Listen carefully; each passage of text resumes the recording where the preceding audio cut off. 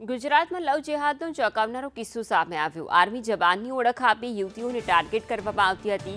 મોહમ્મદ ઝૈબાસ ખાને 31 યુવતીઓને ટાર્ગેટ કરી। અમદાવાદ રેલવે પોલીસે આરોપીની ધરપકડ કરી।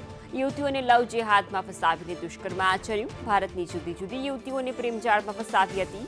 આર્મી ઓફિસરની દીકરીને પ્રેમજાળમાં ફસાવી હતી। આર્મી ઓફિસરની દીકરીને ફસાવતા આ આખો જ ભાંડો ફૂટ્યો। આરોપી વિરુદ્ધ 5થી પણ વધુ ગુના નોંધાયા છે। આરોપીની ધરપકડ પછી ઘણા એવા ખુલાસાઓ થયા, જેના ઉપરથી બીજો એક ગુનો અમારે દાખલ કરવો પડ્યો ફોર્જરીનું।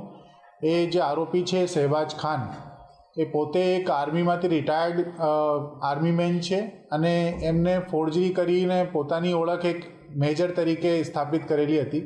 પોતાનું નામ આધાર કાર્ડમાં હર્ષિત ચૌધરી કરીને રાખેલું હતું અને એના આધારે એ પછી આગળ ઘણી બધી મહિલાઓના સંપર્કમાં આવી એમને લગ્નનું લાલચ આપી shaadi.com ઉપર ખોટા આઈડી બનાવી અને એમની સાથે ફિઝિકલ અને ફાઇનાન્શિયલ એક્સપ્લોઇટેશન કરેલું છે।